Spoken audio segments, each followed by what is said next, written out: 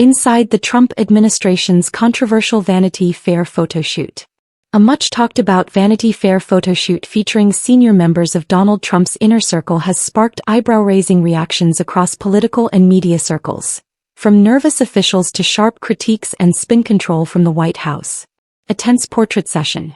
When photographer Christopher Anderson and a Vanity Fair team arrived at the White House for the shoot, officials reportedly filed into the Roosevelt Room, like nervous schoolchildren, unsure how their polished portraits might be received once published.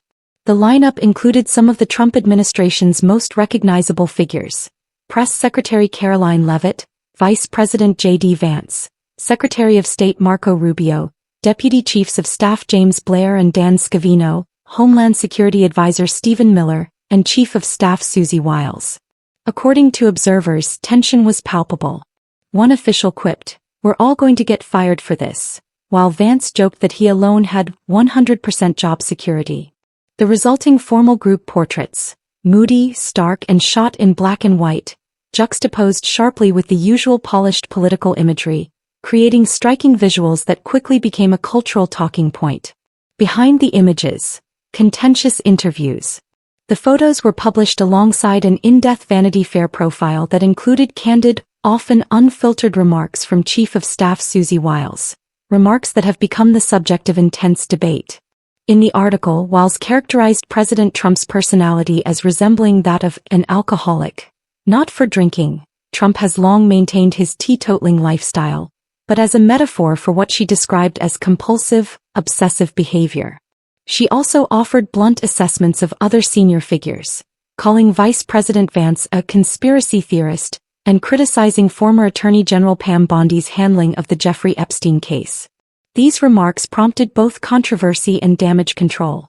Wiles later took to social media calling the article a disingenuously framed hit piece that omitted important context and mischaracterized her comments. She defended the president and described her team as the best in history, dismissing suggestions that the piece would harm her standing. White House response and damage control. In the wake of the story's publication, the White House rallied around Wiles. Trump himself publicly supported his chief of staff and rejected any notion that her candid remarks would affect her role, with aides and allies echoing similar endorsements. Several high-ranking officials also weighed in, pushing back against what they called a misleading portrayal of their work and internal dynamic. Visual backlash and social media reaction.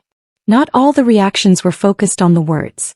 A particular Vanity Fair portrait of Caroline Leavitt drew attention for its starkness and lighting, which many on social media described as unflattering, with critics suggesting it depicted her in a harsher light than other officials' images.